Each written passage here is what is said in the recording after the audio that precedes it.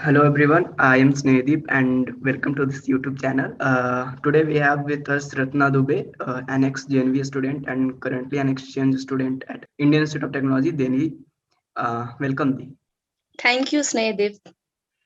Acha, Di, so Good evening to starting with the you. first question, in your second year, you did your summer in IIT Bhu. So how was the whole experience and on what project did you work and how did you get that opportunity? Okay, so let's introduce myself first, then I'll start with the questions. Yeah. So, I am Ratna Dubey and I am a visiting student at IIT Delhi for my graduation year, final year, and direct PhD program. So, yeah, this is my introduction. So, your question was how I got the research internship at IIT Bhu, right? Yeah. Okay. So I came to know about this program through one of my friend. Actually, this internship was on portal of IIT Bhu. So they posted it for internship program, and criteria was like there was CGPA cutoff and many more activities related to academics. For example, how you did in the past, what are the project you did, and what is your CGPA, and what are the activities you participated in. There was so many criteria. So this was, I think, basically based on the academic thing, because I found many of my friends, they applied for it, but they couldn't qualify it, though they had other activities better than me. So I think that it is mainly depends on academic criteria, and you can apply it through portal. There is like no need of emailing professors and all. It is directly from portal only, IIT BHU portal. Okay. So, what was your project there? Okay, my project was optimization of biodiesel and bioethanol production from algae. Okay. And based on, like, it was mainly focusing on a particular strain of algae. So, as you said that you will be a visiting student at IIT Delhi. So, when did you get to know about this program, and how did you get to know about this program? Okay, so about IIT Delhi program, it is a MoU between NIT Warangal and IIT Delhi. So I came to know about this program through my HOD. Like, he emailed us, and I think he emailed to our CR, and he circulated this information in group. So I came to know about this program, and I there was one application, like application and other things like our grade sheet and SOP. So we had to send that, and based on our SOP and our grade sheet and other application, they shortlisted us. Acha. So, what are the eligibility criteria for this program, and what are the after admission requirements for this program? Okay, so criteria was like, first criteria was you should get at least 8, like your GPA should be 8, more than 8. Okay. If you are GP. below 8, you can't apply. So as one of my friend, he was on border, he was around 7.9 something, but though he couldn't like qualify for that, because this was strict criteria, CGPA. And after this shortlisting students, they had one interview, and you have to crack that interview, and after that an SOP. Acha. So, what are the after admission requirements? Like once you get selected, what are the? Okay, yeah. So it is not like that you are selected so you can do whatever you want. Like, you have to perform well. in each semester. Like after selection, you have to prove yourself in each semester. For example, in first semester, you have to get SGPA 8, and you have to do one project. And this project is similar to fourth year student in NIT Warangal only. And in second semester also, you should get 8 SGPA, and also your project should be good, because based on your project and based on your CGPA, they'll further take your name for applicant in PhD. Acha. So when did you start with the application process, and when did this forms came out? Okay, so I don't remember actually, but I Acha. think it is in March. Yeah, March only. I think March, because I applied on deadline only. I think some 1-2 day before, I guess. So it Acha. was in March, I guess. Okay. So what was the level of enthusiasm for this program among your batchmates? Like how many of them did apply for this program?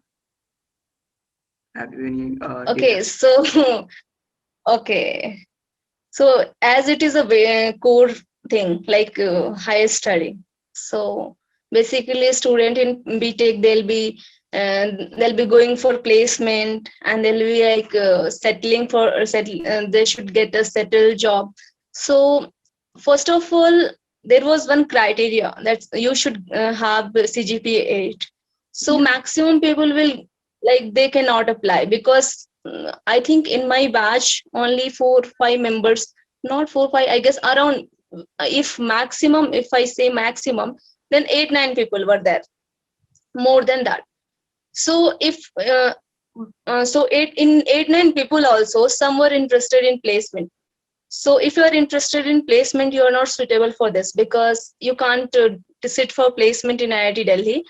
And if you are eligible for placement in NIT Warangal also, it will be quite difficult, I guess, Yeah. because traveling and then managing things there and here also. So what are the things that must kept in mind to avoid rejection from the program before and after selection? Okay, so I think you should be optimistic always, because you can be rejected. It is not like that it is sure that if you're applying you will get it.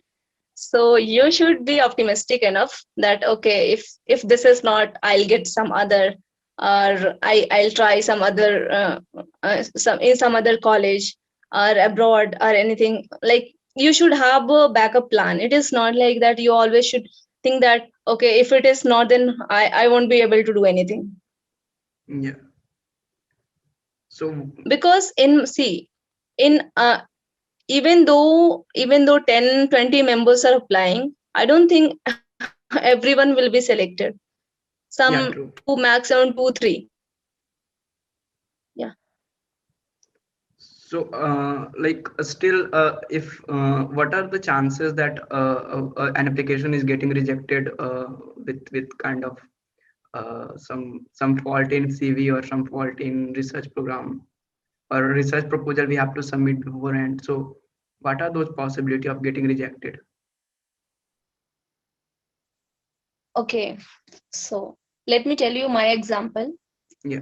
So first time when we got the information about this program, I sent my uh, I sent my resume, or you can say CV, and all our grade sheet and this thing. So basically, initially they'll see whether you are more than 8 or not in Yeah. terms of CGPA. So initially they'll not reject you, I guess, because initially they you have another steps also to reject student, like interview and SOP. So they'll not reject you at first, like by seeing just your resume, because your criteria will not be decided based on resume, because this is only, I think, all of us got selected for interview, whoever was having 8 CGPA. Acha. So for interview, I think chance is more, but after interview, it is based on your performance, how you answered the panel. Acha, what are your suggestions for the research proposal that we have to submit for this application?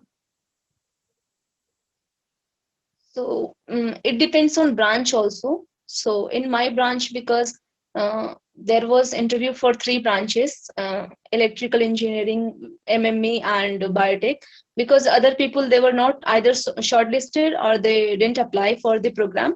So in these three branches, procedure was quite different from all three branches.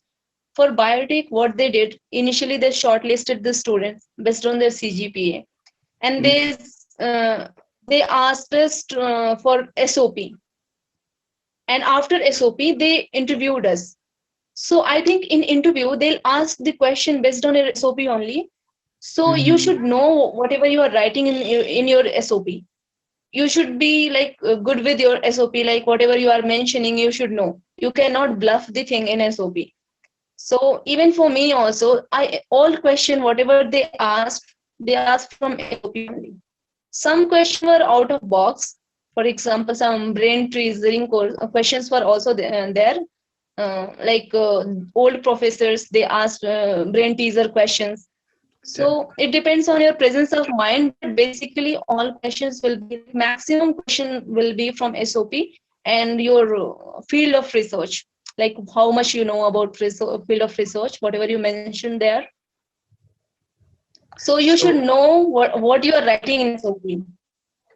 acha, yeah. So since this COVID has impacted the worldwide movement, so you have not gone for the IIT Delhi campus and you are attending the classes online. So, what are those aspects that must be considered if if from the next batch, if they are going to go in the campus of IIT Delhi? Will that be different from this online thing? Okay. So this online thing is like it affected us not physically only, it affected us mentally also. Yeah, Because if you are in class, if you are in college, you will do work, you will go to class and you will see people and you will do work, presentation and everything. But in this online challenges, you face many issues because sometimes you are giving exam and suddenly your internet is not working, time is out, and yeah, you have to excuse your professor, and that professor will not consider that. He'll say, no, you guys are just making internet issue as an excuse. So many things are there. And yeah, coming to the experience, in IIT Delhi, even it is online, though it is very much adventurous. Like every day, like they'll have a lot of work. It is not like just teacher will come and teach and you have to give exams. Like a lot of term paper in every subjects will be there, presentation and everything, and you will come to know about, like, you will experience a lot of things. And when you're in IIT Delhi campus, which we are missing now, when you're in IIT Delhi campus, you'll see a lot of things. Like it, first of all, a lot of activities are there, a lot of activities. And that doing all these things in campus will be like more adventurous than online thing, because we everyone have some online challenges. Though you have a good internet, you good device, though you will face like stress in online thing, but you won't feel this in college, and you'll get enough time also for yourself. yeah. True, very true. So, since you have attended both NIT Warangal and IIT Delhi, so how do you think that academic environment of IIT Delhi is much is different or not with the NITW in academic environment, or is that a positive thing or a negative thing? Okay, so to be honest, I think we are also in NIT Warangal also. Everything is so good. I feel that because it depends on students also. Student, if they don't come to class, if they don't do things whatever given by professors, and like if they're not ready to take challenges, they'll not enjoy it. Whether it is IIT Delhi or it is NIT Warangal or any other colleges, either in it is abroad also, they'll not enjoy because they are not doing the work they are assigned to. But I think to be honest, NIT Warangal is not less than IIT Delhi in academics. Whatever I feel, Wow. yeah. And yeah, activities are less in NIT Warangal. For example, we had term presentation, term paper presentation, and a lot of assignment during class. So many things. I don't know it will happen in offline or not, because it can be due to online classes also. Yeah. So activities are more in IIT Delhi. And but coming to the teaching thing, I won't say that IIT Delhi is far better than NIT Warangal. So there also academic environment is very good, and even professors, like they're also good. That is really assuring for us that we are in a good college. Okay, moving to the Yeah, next question. exactly. How was the placement aspects of this program? Placement. Okay. So if you're in IIT Delhi, you cannot sit for placement here. So, Yeah. but we came to know that you can sit for placement in NIT Warangal. So, because IIT Delhi people think that if you are coming to this college, so you are coming for the purpose of higher study. Yeah. So, if you're coming for higher study, so how can you sit for placement? This is the thing they keep in mind. So you can't sit for placement there. But I guess you can sit in NIT Warangal. But yeah, once you're joining PhD, like just after fourth year, you are joining PhD. There is no GATE criteria, or there is no MTech criteria. So yeah, and you will get a good stipend there. Yeah, in PhD also. So I think you are losing the opportunity to earn something. You can, yeah, you will get the stipend, and a good stipend. So you know that for your batch, this placement criteria was not there that you can sit in an IT Warangal placement. So why did you opt for this program over going as a regular student here in an IT Warangal itself and going for a regular job? Okay, so if I am in an IT Warangal, I studied biotechnology for 3 years, and in final year I'm taking a job which is not related to biotech. So I think it will be a very tiring work for me. Personally, for me, I cannot work in a software company or some management company without the exposure of that thing. I studied biotechnology whole 3 year, and even in fourth year I'm studying. So like it will be a quite different and very much challenging. Not only challenging that you will do a lot of work, even mentally also, because one person who is very much good in software, who is from CSE background and who is from other management background, so obviously that person will be better than you for that job. Yeah. So there will be challenges and always insecurity about your job. That was the thing I was not wanted to do, and I left the placement. I set for some placement, I set for few, and but later I realized that I cannot do this job, regular job and monotonous job, so I left that. Yeah, I agree with you that what is the point of having 4 year biotechnology when and going for the placement in coding and analyst profile? Yeah. So Yeah, but one more thing. Okay, you okay, continue. go on the. Okay, so I want to add one point. Like there are many students who take this biotech course only by chance. Like they Yeah. take for by many, like they have many pressures, like family pressure, like you should get a seat in NIT or in NITs and IITs. Those people will take this as a engineering course, like without their choice. Yeah. So and they want, there are many challenges, there many pressure from family, and they can take the job. I think they can take, because going into PhD, even you are not interested in B.Tech also, and you are going to PhD, so it will be more challenging than that job. So this is only for the student who are interested in core. This is not for someone who is not interested in core and going for PhD, because a PhD is not like very easy. You just write one proposal and all. So you should have enough interest to do this. Yeah, even the financial background matters here. I agree with you. I agree. That's what I was about to say. Yeah. So, what are your future plans now? Like going for PhD, regular PhD and postdoc, or going for job and something? Okay. Mm, Or have you not I told decided? you before that.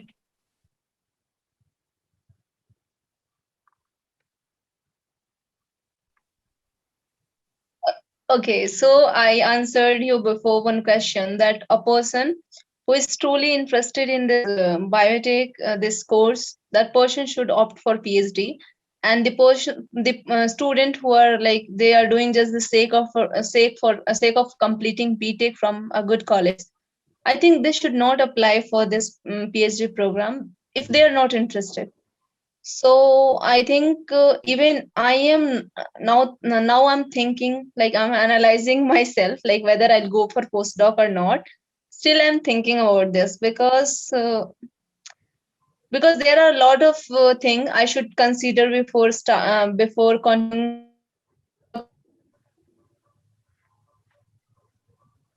my PhD. I'm doing fourth year there, and I'll continue my PhD, and I'll think later this. Yeah. So, moving to the next question, what are your suggestions for current third years who will be applying for this exchange program, and also for the subsequent juniors who will be coming to the third year next time? Okay. Okay, can you hear me? Yeah, I can. Snehadeep? Yeah, yeah. Okay. So, yeah, for the third year and student who are studying in second year, I would suggest that first you should think that you are really interested in core or not. This is the primary condition for applying for higher study. You should first consider like whether you are truly interested or not.